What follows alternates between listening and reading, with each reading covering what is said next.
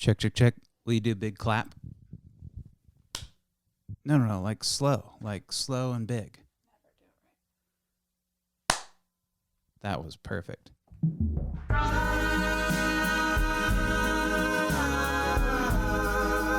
Get it.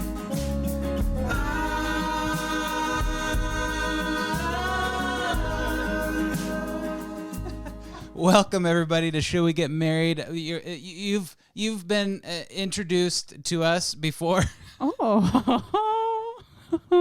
My name's Kyle. This is Kiley. This is a podcast about relationships. We're asking the question, should we get married? Should anyone get married? We're going down the nasty little rabbit hole of the relationship cosmos, asking all the hot button questions, all the crazy issues, all the day-to-day toilet humor nonsense of relationships. That's what we're doing. Actually, to be honest, I came to you one day and I said, hey, we should, everybody's like, when are you getting married? When are you having kids? Yeah. And I'm like, hey, maybe we should do a podcast and put it all out on Front Street and literally ask the question, should we actually get married? Like, what does this all mean? Yeah, that happened. Because I've been thinking about this my entire life. Like, why are people getting married? Like, I understand getting together. I understand falling in love. I understand being in a committed relationship. Yep. I get all of that. But what's the point of marriage is the question. You've been asking that a long time. My whole life. I've been slowly my whole life. Unspooling the spool. Yes. And reeling it back in from the idea that, that is what you do. You grow up and get married. And I'm like, kind of, I can never fucking talk. When the thing starts recording, all your smart stuff in your head goes bye-bye. And then you're stuck looking like an idiot. And you don't look like an idiot, and you don't sound like one either. Thanks, honey. What I'm trying to say is, what's it called when you make a sauce and a chef calls it something fancy? A roux? Deconstruct. Oh. I'm trying to deconstruct the idea that's put upon all of us, which is this is exactly what you do. And oh wait, you actually have options, and maybe explore those options. And here we are. Yeah. Well, I've always questioned things. Like, I've gotten in a lot of trouble in my life, literally a lot of trouble. And most of it's because of my own stupidity. I will admit it. I ultimately all of my problems are of my own making. That's just the philosophy I live by. Everybody. Mm-hmm. Mostly. But I questioned a lot of things growing up. Like the literal why, not the annoying why. The actual why. Why are we doing this? This may work for you. This may have worked in the past. This may be an ongoing, statistically fruitful thing that works. But why does it need to work this way? Can we do it differently? Can we do it more interesting? Can we do it, smarter, safer? Okay, so that's a conversation that if you work at a certain type of company, that conversation is always being had. You're always asking questions of each other and to your boss. Good companies. Yeah, and I particularly ask a million questions just because I like context. I like to understand why. And, there's the known trope of falling into this is the way we've always done it thing. But real companies are evolving and reevaluating and asking questions constantly. So I appreciate that. And so why not do it in life? Yeah, well, I think it started in relationships before it went to business. Sure, yeah. I bet you that's how it came up. Maybe. I mean, every generation is getting more open-minded and talking about more stuff. So it's not going to get more open than it is right now with our current youth. You know what I mean? Yeah. Our grandparents aren't asking certain questions. There is a paradox with the quote-unquote open-mindedness because you can get into sloppy situations like growth may not happen because you're so open-minded. Like you're like right now, when I grew up. Oh, yeah. Okay, so when I grew up, Explain that. we were what is now referenced as free-range kids. Like literally go outside and play for hours unattended. Come back for dinner. My parents would holler at me. Yeah, and that, to think about that now, it's almost like every parent is now like essentially a helicopter parent per se, because you can't just throw your kids outside and say, see you in 6 hours. It's like the world's more dangerous and there's more to consider now. Well, the world, it's actually not more dangerous. It's people are way more safer. Talking more about it. What is it? Like, why? I don't know. There's a paradox. It's like, so my dad was there a lot, but like the analogy is like, is it really doing harm to the kid if the father isn't around for every baseball game? If the kid is, or, whatever, mom or dad, are they forged in the fires of having that longing, not like enough, but not like abandonment, because that's always traumatic no matter what. But like if mom or dad isn't there for every single thing, is that actually a good thing? Is the kid developing some resilience to what will be later on a reference to grown-up life? Does that make sense? Am I saying the right thing? Yeah, I've just never thought about it before, because I did have parents who showed up to everything. My dad came straight from work, still in his suit. And he wore a suit. Huh? Yeah. I bet he did. He wore like the tucked-in button-down tie with in the slacks with a belt. People don't wear suits to work anymore. With the loafers. Always with the leather loafers. With the penny loafers? Oh, like with the little tassels on the top? That's a Reed getup. Was it like Not anymore. Was it pennies? Was there a little penny in there, or were there tassels? The two tassels. He slipped them on, went to work? Oh, yeah. Or did he, was it a tie? Like, did they tie? Oh, were there laces? They were slip-ons. Wow, interesting. Different colors of brown. Wow. Uh-huh. Okay. Yeah, you didn't know my dad before he retired, really. No, yeah, you did. I'm not. It's not a wow to your dad. It's a wow to the time. Yeah, I guess I never thought about that. Yeah, it's interesting. It is. Anyways, but I had those types of parents, so to kind of sit and think about. I did too, for the record. Yeah, you have. Yes. My dad had a really good track record. It wasn't perfect, but it was a really good one. If they needed to do something, they needed to do something. All those middle school, high school games are kind of early evening, not very convenient for working parents. But I like that you bring that up, because if your parents aren't somewhere once in a while, it does kind of get you used to having kind of individual, you're not alone, but self-reliance. Yeah, self-reliance. Also getting used to maybe like experiencing some disappointment, which is healthy. Even from like, because we look up to our mentors, and like, what's the saying? Don't give your mentors clay feet. How does that saying go? Oh, I don't know. And why is it said that way? The clay feet thing? Have never heard that. Anyways, so it's like you have this idea of a celebrity in your mind, and they are your North Star. Like, let's say you're getting into acting or... Gotcha. Okay, they're your North Star, whatever. You look up to them, then you meet them, and it's ultimately a disappointment. Right. Okay, so it's like that kind of thing. Like, parents, when you get old enough, you realize they're making a lot of mistakes, just like everybody else. Well, for a short time, for perhaps years, at least for me, like in the 20s, it's like, what the fuck is this, man? This is all a sham. Like, you're making mistakes, and you raised me this way where you could raise me that way.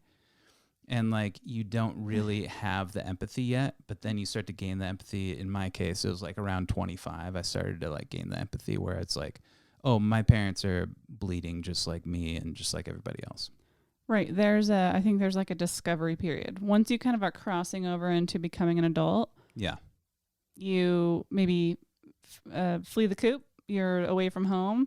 you can now start to get to know your parents for who they are a little bit. Yeah. And start to, again, kind of peel back the layers of what life has been like for 20 years and why and what happened and what resentments I have and why did they do that. And also I appreciate this. And then it's like a learning phase. And then you get a little bit older and you start to understand the kind of roots of it all. Yeah. Especially if you kind of like get into therapy and stuff like that. And you're like, oh, that was our family language. Family language, will. yes. And that was a specific way and it wasn't a right or wrong way. And also, I don't think we'll ever know the full breadth of the understanding unless we have kids, because that's the full circle. I know. Don't you feel like you're going to miss out on that part? Yeah, for sure. I do.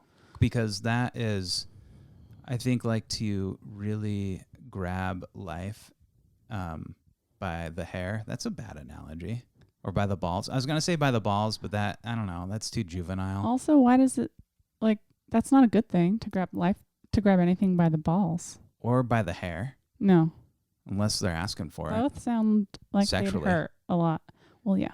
Okay, so here's the thing, is like the zest of life, the full 100 yards of life, because that's a football. I just use a football analogy because it's Super Bowl Sunday today, and we're not watching the Super Bowl, but I'm voting for the Bucks because I'm wild card.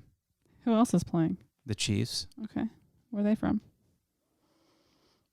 I actually don't know. Yeah, we're not football people, so get that out of the way. Dude, I went through a huge phase of like a solid disdain for sports. Me too. And I don't get it. And then I went through a huge phase of I want to hang out with all of my friends, so I'm going to definitely care about it. Yeah, now ultimately I have a very high appreciation for professional sports and anything active, if you will. I also like grew up in a huge wrestling town, Lake Stevens. They're like elite national, definitely state, definitely regional wrestlers. They train them well. Do you like watching wrestling? I'm not talking about WWE wrestling. I know. Oh, okay. Yeah, I think I like watching any sport. I can appreciate it. I mean, I grew up in the golf business. But so I can appreciate watching golf, and some people are like, "What?" But you won't go out of your way to watch any sports, right? There's no superior sport to you that you're like, I'm gonna make sure that I catch that on TV. No, but let me finish my point. Okay. Actually, CrossFit. I'll watch CrossFit. Same. Yeah. Yeah. And people wouldn't consider that a sport. No, when you say the word CrossFit, it's like, okay.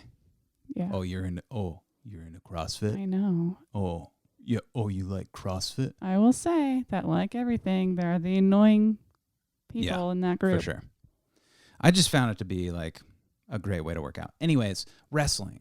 So like I wrestled. It terrified me when I was a kid. I hid in the bathroom in middle school while they were wrestling for spots on the next tournament. You did? I was embarrassed, mortified, terrified. Okay, hold on. Of wrestling. Let's talk about No. I need to finish this. Don't hold me on. I need to finish this. I'm on a roll. Let me finish. Okay, fucking hurry. I hid in the bathroom, literally sat in a stall while they wrestled. Anyways, it terrified me. But now, and for a long time now, I've grown to really love the sport of wrestling, and I get it. I just wasn't like, I couldn't understand back then that this was a good thing. It was all fear. I was like entrenched and ensconced in fear. Was this like middle school timing? High school? Middle school, yeah. Okay. Was the fear the actual performing of the wrestling, or was it some secondary fear like how I look in this leotard? I'm glad thing? you asked. Okay. That's interesting that you would ask that because I was fat growing up. Yeah. And I got made fun of a lot. I got bullied from it. And in fact, if you bullied Kyle and you're listening to this, which you definitely are. Wow. That's not true. I will hunt you down. Okay, let's take a step back. Let's all just calm down here. Let's take a breath. Will you breathe with me? And kick your No. ass.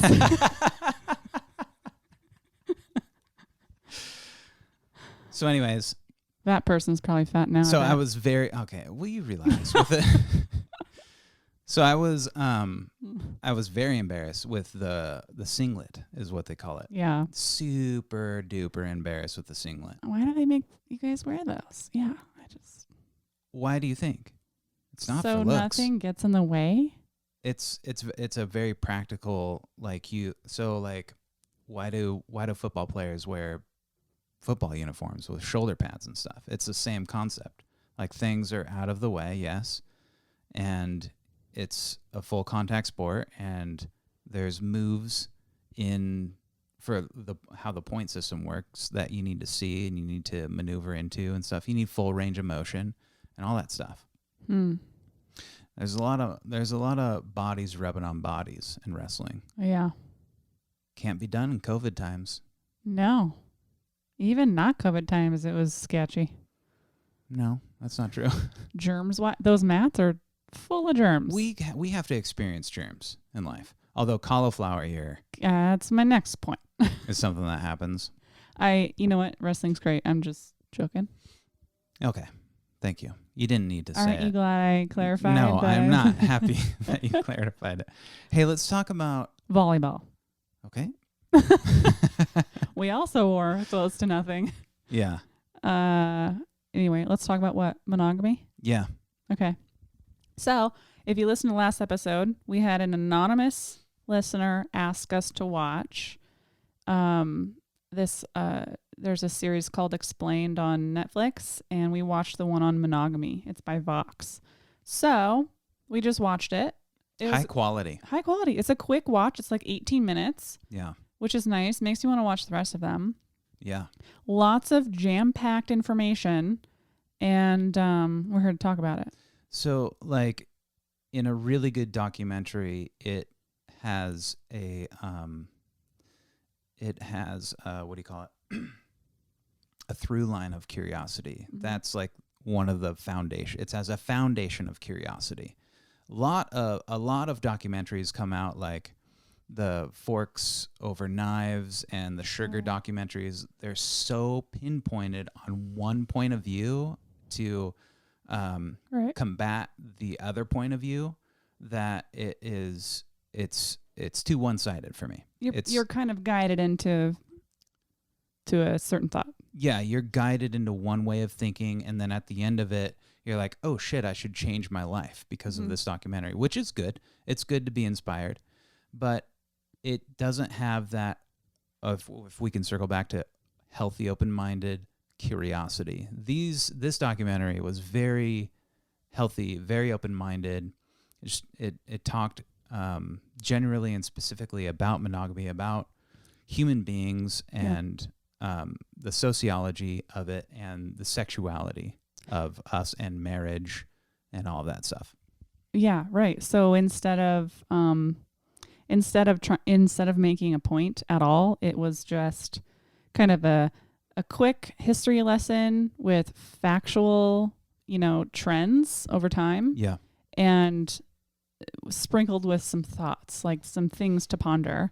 And I found it very interesting. It's not the first time we've, watched something or listened to something about monogamy. And I think we've talked about it on the podcast, but it did bring up a lot of things that I felt both validated about and also, curious about and open-minded about, because we live a monogamous life, but I've thought of what it would be like to not. And I'm sure you have too. And this just in, numbers are just in on this, is this just in. 2 point. Numbers are in on this. Humans, with our current anatomy, have been around for 300,000 years. Oh. Can you believe that? Yeah. No? It's a hard number to believe. If we're going... but that's like the age of like caveman is like in the middle of that somewhere, right? It showed the scale of time. Okay, so hunter-gatherer. Yeah. And then the way our society is now is like it's 300,000 years. Yeah. Our current Right. societal, after farming got invented and everything. Yeah. That's the last 10% of that whole timeline. Right. So like we're little babies. And then also, if you want to go through the entire cosmos, oh God, we're talking billions of years, billions. And like life itself is just like a sliver of a sliver of a sliver. And that's life. Like humans are another sliver after all those slivers. I mean, not only are you just like a micro, can't even see it, grain of sand within this universe. Yeah. But our universe is a grain of sand in like however many universes within the... I'm not going to say more because I'm going to sound really... Well, here's the thing is, like perspective-wise, it's kind of like we take ourselves really seriously. Yeah. We take our relationships really seriously. We take our jobs seriously. Our bosses and the companies take themselves really seriously. And you kind of step away from it all and you're like, whoa, hang on a second here. Yeah. Is it that important? Or are we just walking around this earth, wandering around, all of us just trying to figure it out? Right. I think it's the latter. I think we're just trying to figure it out. I agree. It's true for everything. And so for monogamy, it's really interesting. It's because one of the things that I found really fun is that we're really shitty at it as humans. We're bad at monogamy. Yeah, it's a rule that we made up, but tend to not be able to follow. By the way, we made up monogamy, and we made up every single thing, including we go from religion, marriage, society, rules, laws, clothing, words. And it's all made up. A lot of it can be appreciated, and some of it can be poked at, and holes can be poked in that. And one of them is marriage and monogamy, and that's I liked the stats they shared. So this must be old because they said in 2016, 2.2 million people got married. Right. 800,000 people got divorced. Yeah, which is less than half. Right. It's less than half. And then they said 1 in 5 people have experienced some form of non-monogamous relationship. Here's what I think about that statistics. By the way, statistics, you can't rely on them. No. Because... I want to, though. It takes a small... So I don't know how they surveyed that. I have no idea. And I don't know if it was peer-reviewed. I don't know any of that stuff. But that 1 in 5 admitted they weren't in a monogamous relationship. In some way, at some point in time. I could easily say that at the beginning of a relationship. Like, oh, we didn't establish ourselves as exclusive yet. Well, I think that's one of the parameters probably for that survey is, are you in a relationship? If yes, was that relationship in some way or another open? But we'll never know. So I think we should throw that. Never know. I think we should throw that statistic out the window. Okay, is what I'm saying. Let me shove another one up your butt. Okay. 1 in every 3 people would prefer to be in a non-monogamous relationship. Oh, that's interesting. You know what? I didn't hang on that. Mm-hmm. That one was the there. most interesting to me because that meant people in relationships were taking that survey saying, yeah, I'd prefer it. So the question is, why weren't they doing it? Why aren't they trying it? Does their partner not want to do it? And they do. And do they just kind of buckle down and then eventually maybe cheat because they're not allowed to do anything otherwise? I don't know, but I'm hot. Okay. It's hot in here. Go on with your thoughts. Maybe it's your socks that are rated for they're little they're little cat paws. Yeah, my boss got me these socks. Okay. There's a paw on the bottom. They're super cute. But they look really hot, as in warm. They're warm. Okay. Anyway. What were we talking about? Monogamy. Let me ask you, Kyle. Okay. Has there ever been a point in our relationship where you wished in a moment that we had some form of open relationship? No. But I don't know what it's like to be in a relationship for, we're coming up on 8 years. Yes. 8 years together. By any Yep. measure, that's long term. That is long. 2 years is long term in my opinion. So if we ever get married, are we gonna say like we're at our 1 year? Or we're gonna say, yeah, we've been married for 1 year, or are we gonna say we've been together for 9 years? I'm gonna say 10 years or whatever it I'd is. say we've been together for however many years. Okay. Are you gonna say If someone wants we've to been together for 9 years, married for 1 or 2 of them, or whatever it is? That's what I'd say. Okay. It's our 1 year wedding anniversary. That's what I'd say. You know, because it all just doesn't matter. What does matter the most, and this is my entire point, my entire my logic boils down to this. Okay. Is it matters that I'm in a healthy relationship that relates to what I feel is healthy and happy. And if I feel good and if I feel challenged and also comfortable and taken care of, and all of, the whole laundry list of, positives and challenges. Mm-hmm. If those are there, then I'm good. I don't need to get married. I don't, whatever it is, I'm good with it. Why ruin? Agree. Why? Like less is more. Like ruin people. a good thing. Well, that's not the right way to look at it. Like It's not. Marriage is not ruining anything. I agree. I think. In fact, it's a grand celebration. It typically. is. I'm starting to see other, aside from relationship stuff, other like financial benefits and things like that. Yeah. Just with, taxes. Well, hang on a buying second. a house. Wait.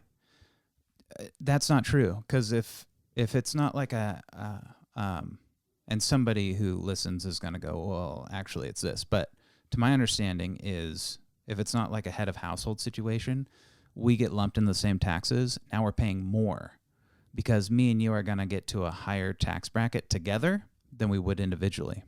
So my individual taxes. Is that right? Yes. Okay. So I don't really see the logic with taxes. When you start having kids, I think is where it really can benefit, especially with that this. might be true. But I don't really know the whole thing. But if that's the only argument, you can't be on my insurance, for example. We can't save money in that sort of way.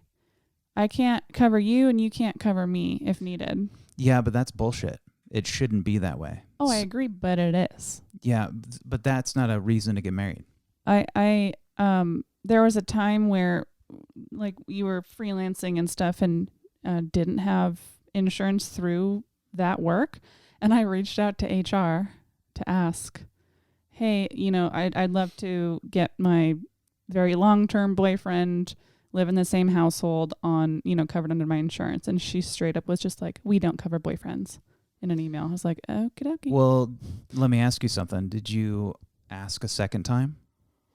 Did you come back around and flank them from the left and get the answer you wanted? I don't remember my response, but what I do know is it is not up to HR. It's up to whatever the insurance company is. My point is you could have made that happen if you really wanted to, but we didn't need it to happen. Yeah.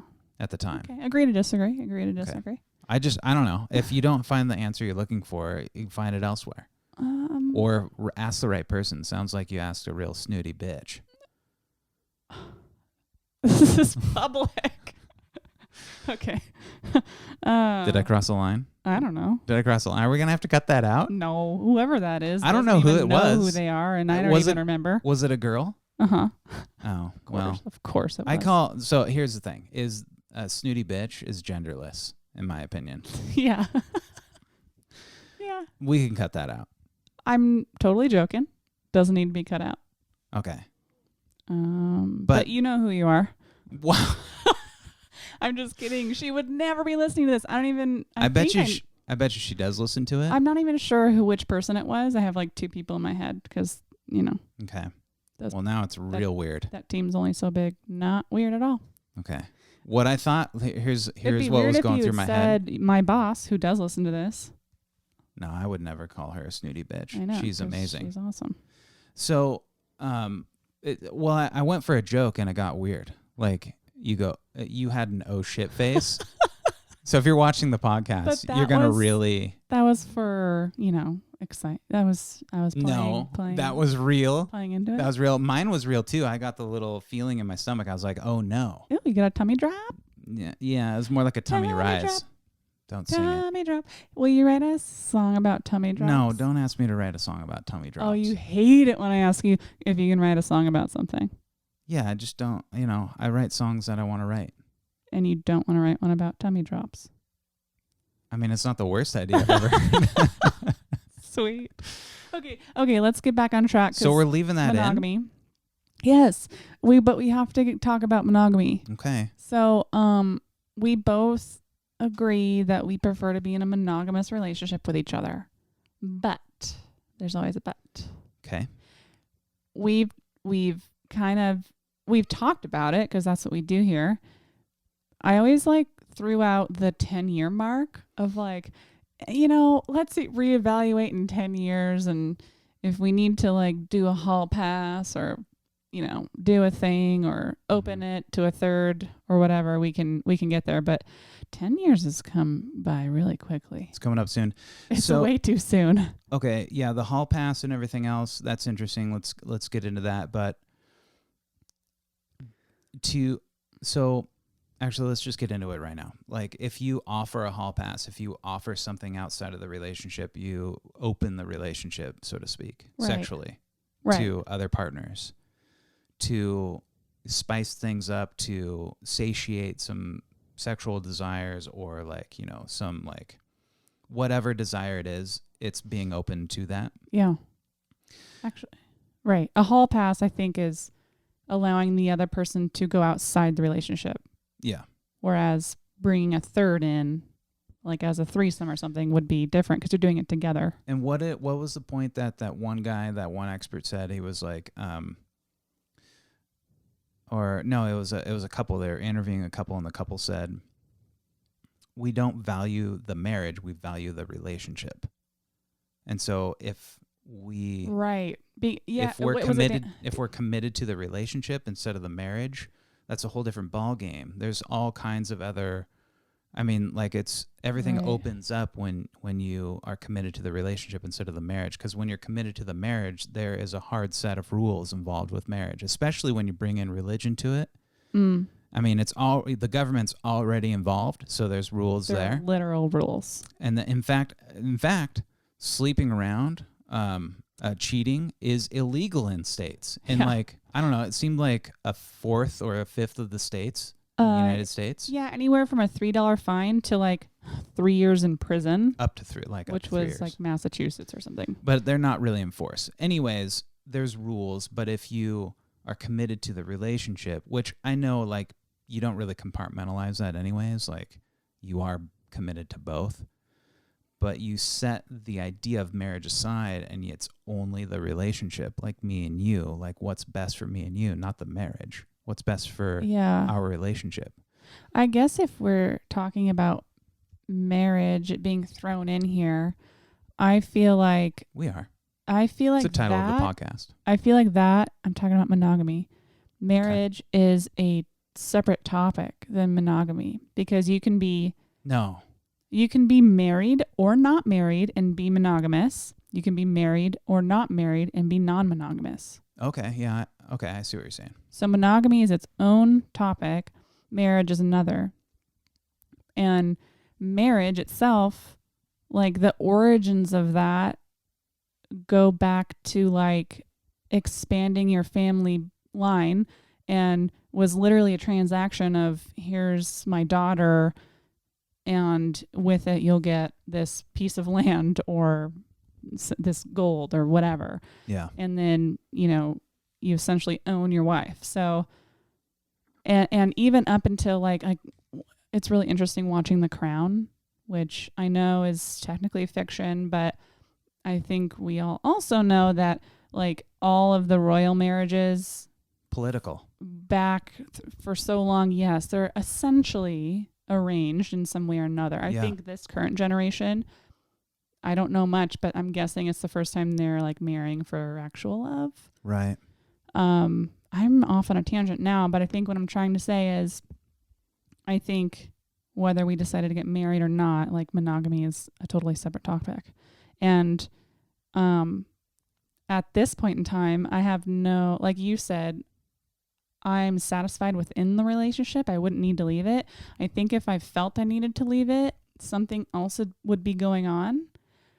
But I think if we decided in the future to, quote unquote, spice things up and try something new together, I think that's different in my opinion. In my world, for me. Yeah, that makes sense. To have you leave logic.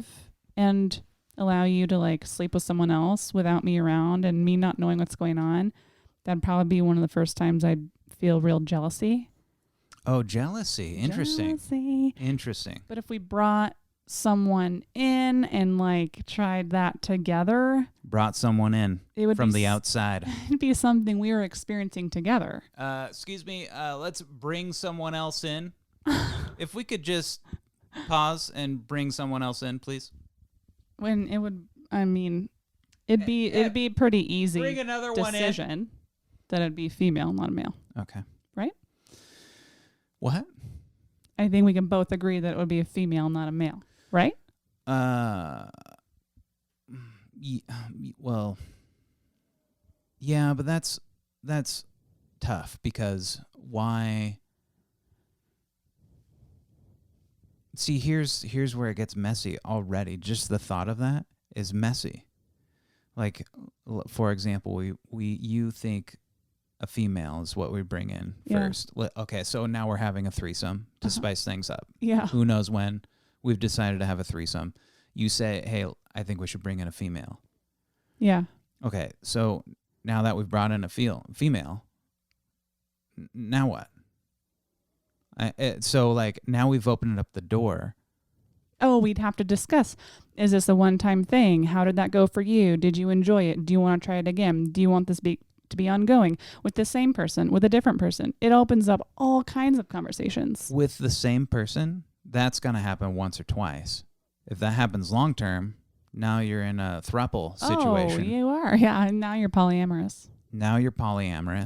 Huh. And then what? Then you just keep doing what you want to do and don't label it, I guess. Here's what I'm thinking.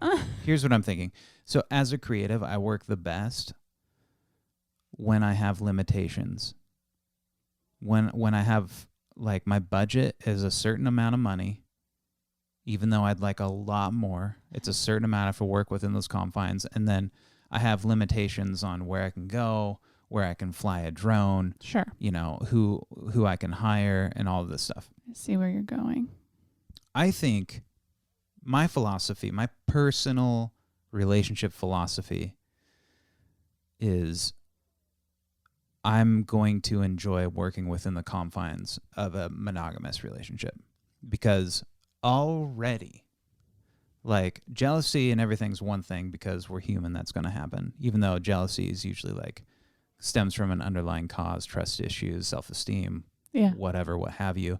Also, it's a natural occurrence when you're with somebody that you love and trust and they do something way outside the norm. They do something that you didn't discuss, whether it be sexual or whether it be financial or whether it be, you know, culturally or within, you know, a social situation. Mm-hmm.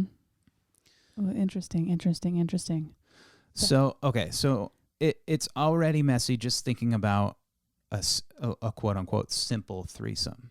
That gets really, because, like, where does it end? Like, right here, control is not the right word because that's not the idea with monogamy for me. It's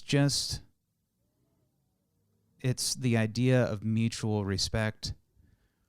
And I mean, I don't know. It's hard to articulate right now. It is. But you know, do you feel me at all? Well, in a way, I think a good way to say it is we have a good thing going, and it would sort of put a ripple in that, and it's something else entirely, something different, right? Yeah. So I get that.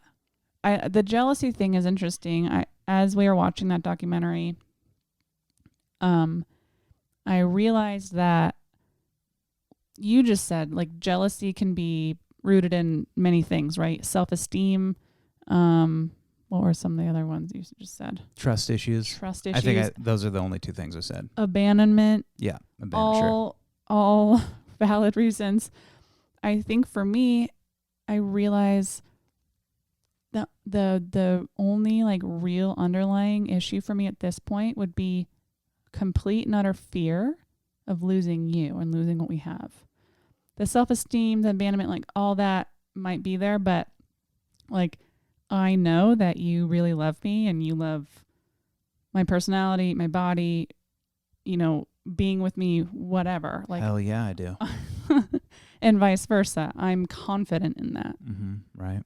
But if you went off and had a relation with someone else, I don't think it changes how you feel about me, but I don't know how now you are developing feelings for this other person.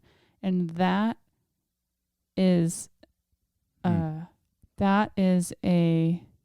what's the word? Not competition. That's a threat to my potential losing you. Does that make sense? I think or losing what we have. If you were to come to me and say, I think I need to open the door. I think I need to open the door to our relationship, which is, it's so funny because we're simple beings, us as humans. And I mean, we as in humanity. Yeah. It's like, it all comes down to sex and power, doesn't it?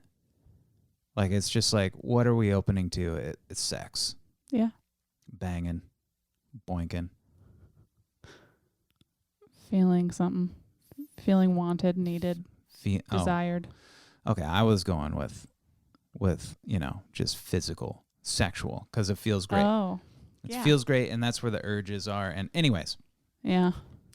What was I saying? Oh, no. Where was I at? I threw you off. I think if I were to come to you and ask to open the door. Yeah, right. I would rather, because I truly believe if you truly love somebody, you have to be willing to let them go. Yes. Because that is where true freedom is. It's like when you lose everything, you've realized you have everything. Uh-huh. So if you have the ability to love someone enough to let them go when it's time, then you can kind of swing to the next, you know, vine in the forest. So you'd rather say, look, if you need to go, go? Not on the spot. It would probably, I don't know. But if that was I'm just saying in this situation, this hypothetical situation. Right. The hypotenuse of it. No. Nope. Maths. I thought that would be funny to say earlier, so I said it instead of hypothesis. It was funny. Okay. So the hypotenuse of the situation is somebody who just doesn't know the word. Yeah. That's happened to all of us. I want to be in the room for the person who mixes up hypothesis with hypotenuse. So a really quick tangent. Okay. Good. I mean, I'm on a current tangent. You're going to go on another tangent? Friend of mine in science class reading from the textbook out loud said switched orgasm with organism for like that's devastating in school. Several pages, several times. Several times. Nobody spoke up and got her back. No one said anything. Even me. Your friend? Yes. Wow, you've really let her down. Looks like you were being the snooty bitch in that situation. It's an age where it's hard to speak up. No, I get it. And also, I think maybe half people didn't even notice because that wasn't. Oh, they noticed. Maybe definitely the teacher noticed. That wasn't a usable word yet for a lot of them. Oh well, what grade? I don't remember. Is it like grade school, like before middle school? No, probably middle school. Okay. Junior high. They know what orgasm is. They don't know what it is, but they know the word is like a sexual word. Yeah. Anyway, back to your tangent. I already lost it, honey. You gotta stick a pin in it. I don't. You know. What was I talking about? It's the hypotenuse of the story is okay, the hypotenuse that if you love something, set it free. Yeah, so I would rather work on the process of letting someone go instead of, but I don't know. Like that's where the whole philosophy, that's where my whole curiosity of should we get married falls in. I don't know what it's like to be in a 20-year relationship, because maybe that would be a thing to do. I don't know. Right. Oh, it was Dan Savage who said the thing you brought up. He said, I've been with my husband for 24 years. 4 of those years were open. And he was saying that to another man who said, oh, you guys must not care about, or he said something kind of like hilarious and contradictory. No, he said, the person who said, oh, you must not care about a committed, loving relationship. All 3 of my marriages have been monogamous. All 3 of my marriages have. But that was Dan saying. That was a loaded point of view. That was not. I understand, but it supports what you're saying of the way we think now. The way we're taught to think is that marriage is the end all be all, and monogamy being a separate thing. You can be married and stray and cheat. That's totally separate than agreeing to be monogamous, whether you're married or not. Am I making sense? I think his point was to say, hey, people shouldn't be so close-minded. People should learn to adapt to their relationship and how it's going, and be open-minded within the relationship to talk and discuss and think outside of the box, think outside of what are the norms. And let's think differently. Let's go for something else and see if it works out. I think he was like people are closed-minded. Like it's this or it's that. It's binary. It's black or it's white. Right. It's, instead there's like all kinds of gray areas to explore in there. And he's also saying what works for you doesn't mean it works for everyone else. Here's my question is, were the first 4 years open in the last 20, or was it the first 20 in quote unquote closed marriage and then the last 4, or was it somewhere in the middle? Who knows? I would assume first 4. We'll never know. Dan Savage, amazing. You would assume first 4. First 4 were open. Last 20 monogamous. I would assume. Because I was assuming the opposite. Because it's easier to start a relationship with an open scenario and then decide to commit and close it up in a different way. Yeah, I guess. To open it up 10 years into it. And that does sound easier for some reason. I don't know why. Also, Dan Savage, I don't know why I don't listen to the Savage Lovecast more often, because every time I hear him speak or every time I hear him on a different podcast, he's so open-minded and has so much awesome insight on love and sex and all that stuff. Mm-hmm. Yeah. Just love him. Yeah, seems like a good dude. Yeah. Seems like a really good dude. Super knowledgeable. Any other thoughts on that doc? Other than it was great. No. Okay. Any other thoughts on monogamy? Why are we ending the discussion? We're not. Sounds like we are. There's Sounds just a like lull. Sebastian. Okay. It's monogamy for mahogany. All right. You really lost steam there in the last 5 seconds. I have weird energy today. Oh, you know what? You know what I was thinking about? Yeesh. Is when you left turds in the toilet the other day. I did not do that. I don't know why you said that. I always check. You immediately, well, this time you didn't check. You immediately go. I was playing Dutes with Bonsai again. That's Call of Duty.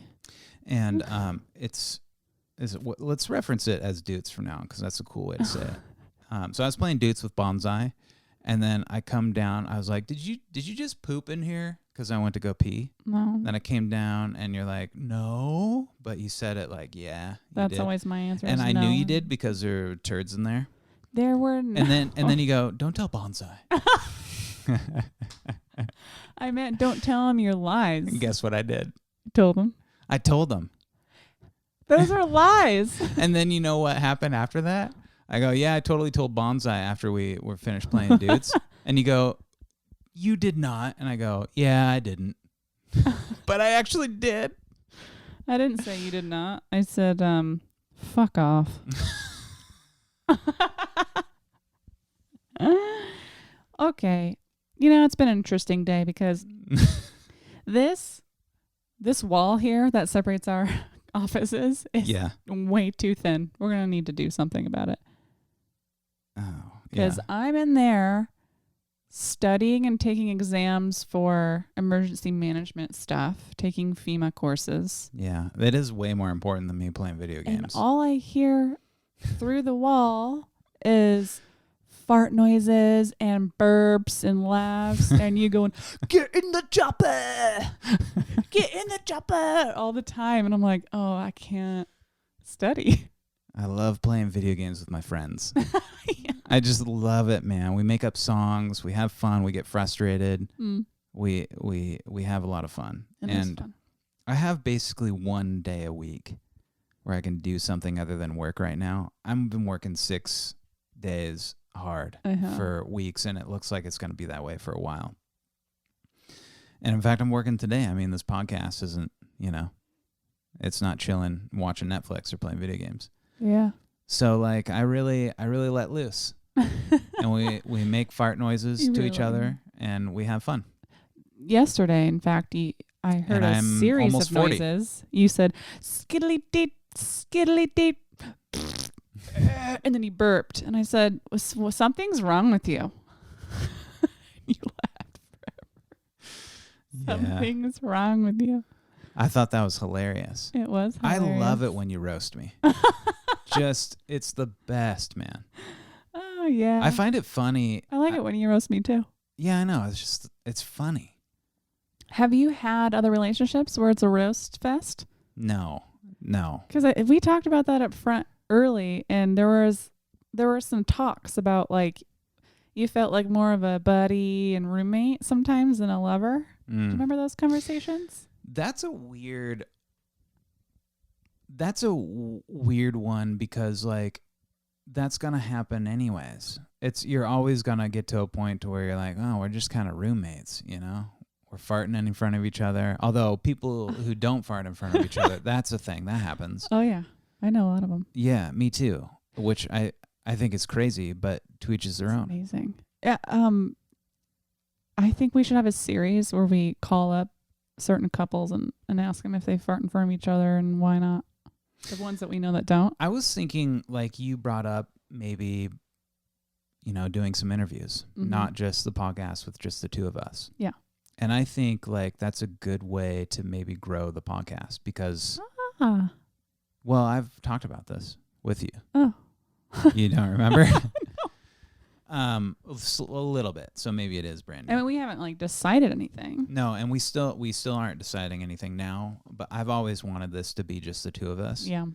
But I really want to grow this podcast into something that's, successful. Right. And I'm not talking money-wise. I'm talking maybe opportunity-wise. And I think the ultimate goal in my life is to do things like this that put bread on the table. Yeah.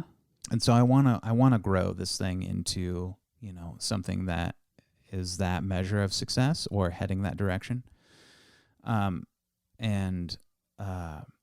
think maybe some interviews would be good. And also it would be good for point of view and curiosity and all of those amazing things that I really cherish as principles to the way I live my life. And also, kind of like some of the guiding principles of this podcast in and of itself. Yeah, I want to hear different opinions than ours. Right. I want to, at the end of the day, we repeat a lot of stuff. People at some point are going to know about our lives and know all the stories we've told, and that's okay too. But just like some variety is cool. And I really want to ask people's opinions, ask some interesting questions, maybe just some fun little segments, maybe not even in person, just like on FaceTime or something. And I don't know what it would be, but it could be fun. Yeah, we'll talk about it. Well, we made some shirts, some prototypes. Are you me or am I me? You can see them if you're watching YouTubes. There's some tweaks to be made. I gotta lower the text and I don't know, make the font a little bit bigger and make the Instagram handle a little smaller. Yeah. It's my favorite quote, and it's your quote. I love these shirts. I love the font and the typeset, and I love the quote, "Are you me or am I me?" I do too. It's kind of like a life philosophy now. Yeah. Are you me or am I me? Well, be yourself. Make my own choices. Yeah, and the same thing with relationships and marriage and monogamy. It's like what works for me and what works for us is most likely different than what works for somebody else. And the beauty of that is when you do find that person or that couple or whatever that you can relate to, magic happens. Because I honestly don't think I'd be alive today if I didn't find other people that I related to and can get along with and bounce ideas off of and heal together. Yeah. And that's what we're all doing, healing and figuring this thing out. I don't like it when I button things up into life, huge sweeping life generalizations, but I just did. I like it. Okay. Also, I was going to button the "Are you me or am I me?" quote into the entire name of our podcast. The whole point of should we? Like not even the marriage part, but should we fill in the blank? Should you, should I, should we, should society? It's the same concept. Yeah. And I've learned a quote called "Don't should on me" because yeah, totally. It's up to me. So it's all the same thing, and I love the tie-in, and it just came out of your mouth out of nowhere while I happened to be recording. So it was a goofball moment. I love it. And you're my best friend. Oh, you're my best friend. And we were just talking about, being buddies and roommates, and I think I'd way rather be in love with someone who is my best friend and that farts even when I don't want him to fart than, some other version of something. This to me feels perfect. So yeah, me too. Yeah. That was very nice of you. Thank you. I see your button up of life, and I raise you another button up of our life. I fold my hand because it was great. Hey, Valentine's Day is in a couple days. Oh yeah, happy Valentine's Day. Happy Valentine's Day. Happy Valentine's Day. Yeah.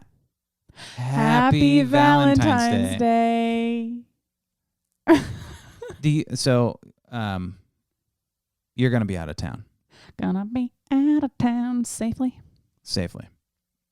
It's gonna snow this week, hopefully. I love it when it snows. I'm nervous about it snowing. I'm nervous about flying. I'm nervous about COVID. I'm excited to see my sister and my nieces. So that trumps everything. It's going to be fine. I am going to be bummed if I miss like an awesome snow thing and you go sledding and and then also, the planes get icy. So that's a thing. And then I'm going to be out of town during Valentine's Day, but we don't actually celebrate Valentine's Day. So that's fine. But that's also like a thing. And we, like last year we did, like a surprise, Valentine's Day, episode, and I kind of want to do that, but I'm going to do that. So that's the podcast, everybody. Thank you so much for tuning in. The best thing you could possibly do, other than enjoying this wild ride we're on with this podcast and doing this podcast and being a part of it by listening, is tell a friend. Head over and watch us on YouTube. Watch us that awkward moment when I called one of your coworkers a snooty bitch. She's not my coworker anymore. Either way, that happened, and I guess we're not cutting it. So I don't even work for that company that anymore. Can get weird. You can see that. You can see our new T-shirts. You can see our amazing faces, and leave a like, leave a comment, tell a friend, leave a like, and all that stuff. What else am I supposed to say? Smash that like button. Don't smash it. Don't do any of that YouTube stuff. Or do it. Whatever you want to do, because you're you and I'm me. Yes, mostly be you. Oh, my God. This got real cheesy. Bye, everybody.